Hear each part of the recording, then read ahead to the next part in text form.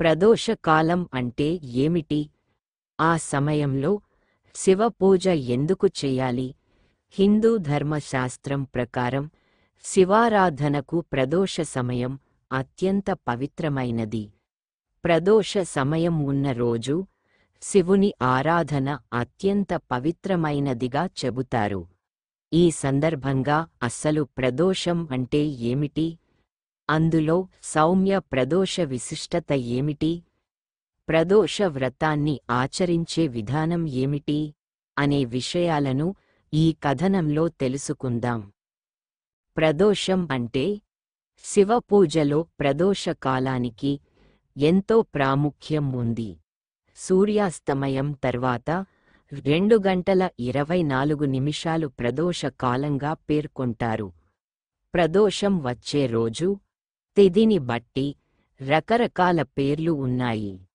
ప్రతిరోజు వచ్చే ప్రదోషాన్ని నిత్య ప్రదోషం, త్రయోదశి రోజు వచ్చే ప్రదోషాన్ని మహాప్రదోషం అని అంటారు. ప్రదోష వ్రతాలను ఒక మాసంలో 2 సార్లు శుక్లపక్ష త్రయోదశి, కృష్ణపక్ష త్రయోదశి రెండింటిలోనూ పాటిస్తారు.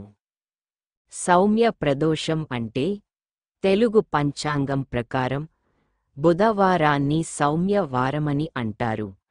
మహాప్రదోషం బుధవారం వస్తే ఆ రోజును సౌమ్య ప్రదోషంగా వ్యవహరిస్తారు. సౌమ్య ప్రదోష పూజకు శుభ సమయం ఏ రోజైతే త్రయోదశి తిథి సూర్యాస్తమయం తరువాత కనీసం 2.30 గంటల సమయం పాటు ఉంటుందో ఆ సమయాన్ని ప్రదోష సమయంగా భావించాలి. అందుకే ప్రదోష పూజను సాయంకాలం 5 నుంచి 7 గంటల లోపు చేసుకోవాలి. నవంబర్ 13వ తేదీ మధ్యాహ్నం 1 గంట నుంచి త్రయోదశి తిథి ఉంది. ఆ రోజు సాయంత్రం 5 నుంచి 7 గంటల లోపు ప్రదోష పూజ చేసుకోవడానికి శుభ సమయం. ఎవరిని పూజించాలి? వ్యాస మహర్షి రచించిన శివ మహాపురాణం ప్రకారం సౌమ్య ప్రదోషం రోజు శివ పార్వతులను పూజించడం వల్ల మన మనోభీష్టాలు నెరవేరుతాయని విశ్వాసం. పరమేశ్వరుని పూజకు విశిష్టమైన ప్రదోష వ్రతం రోజున ఆది దంపతులైన శివపార్వతులను పూజిస్తే సుఖ సంతోషాలతో జీవిస్తారని విశ్వాసం. సౌమ్య ప్రదోషం రోజున చేసే శివ పూజలకు 1,000,000 రెట్ల అధిక ఫలం ఉంటుందని శాస్త్రవచనం. ప్రదోష పూజా విధి. సౌమ్య ప్రదోష వ్రతం చేసుకునేవారు ఆ రోజు సూర్యోదయంతోనే నిద్రలేచి శుచియై శివ పార్వతులని మల్లెలతో పూజించాలి. శక్తి ఉన్నవాళ్ళు ఉపవాసం ఉంటే చాలా మంచిది. సాయంత్రం వరకు ఉపవాసం ఉండి సూర్యాస్తమయం తర్వాత ఇంట్లో సంధ్యాదీపం వెలిగించి నమస్కరించుకోవాలి. శివాష్టకం పఠించాలి. శివాలయంలో పూజలు. ఇలా సంధ్యా సమయంలో శివాలయానికి వెళ్ళి నువ్వుల నూనెతో దీపం వెలిగించి అభిషేకం, అర్చనలు జరిపించుకొని కొబ్బరికాయ కొట్టి నమస్కరించుకోవాలి. బిల్వ పత్రాలు, ఉమ్మెత్త పూలు, పండ్లు, పెరుగు, తేనె, షమీ ఆకులు వంటివి శివునికి సమర్పించాలి. ప్రదోషవ్రతం కథ చదువుకోవడం లేదా వినడం చేయాలి. ఆ తర్వాత శివునికి భక్తిశ్రద్ధలతో హారతి ఇవ్వాలి. చివరగా ఓం నమః శివాయ అనే పంచాక్షరీ మంత్రాన్ని 108 సార్లు పఠించాలి. ఇంటికి తిరిగి వచ్చాక ఉపవాసాన్ని విరమించవచ్చు. ఈ దానాలు శ్రేష్టం. సౌమ్య ప్రదోష వ్రతం రోజు శివాలయంలో అన్నదానం చేస్తే మంచిది. ఇంకా వస్త్రదానం, ఛత్రదానం చేస్తే మంచిది.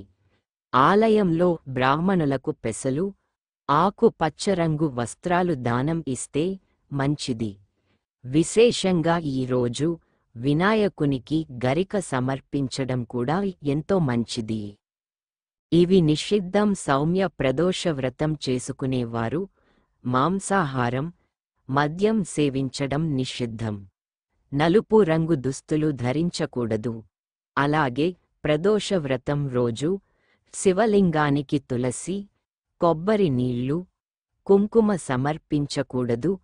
ఉపవాసం చేసేవారు భక్తి శ్రద్ధలతో ప్రశాంతంగా పూజ చేయాలి. రాగద్వేషాలకు అతీతంగా ఉండాలి. చిత్తశుద్ధితో మనసు మొత్తం శివుని మీద లగ్నం చేసి పూజిస్తేనే సత్ఫలితాలు ఉంటాయి.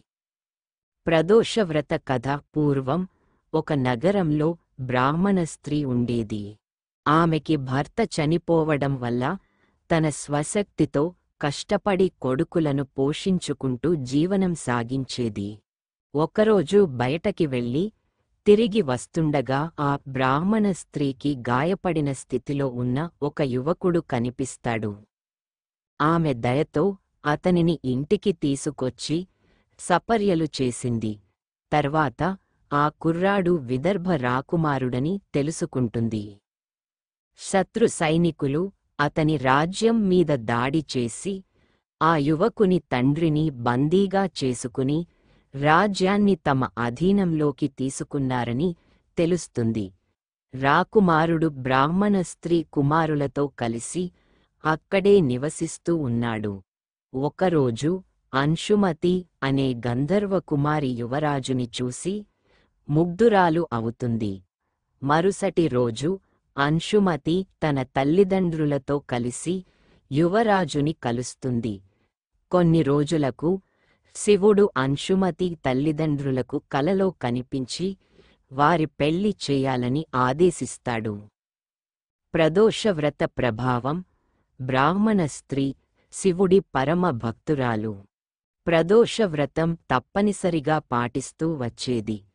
ఆమె ప్రదోషవ్రత ఫలితం వల్ల అంశుమతి తండ్రి అయిన గంధర్వరాజు తన సైన్యంతో కలిసి యువరాజు రాజ్యాన్ని స్వాధీనం చేసుకున్న విదర్భ మీద దాడి చేసి విజయం సాధిస్తాడు. శత్రువులని తరిమేసి యువరాజు తండ్రిని కూడా బందీల నుంచి విముక్తుడిని చేస్తాడు. అందుకే ప్రదోషవ్రతం నాడు ఉపవాసం ఉండి శివుడిని ఆరాధిస్తే భక్తుల కోరికలు తప్పకుండా నెరవేరతాయని నమ్ముతారు.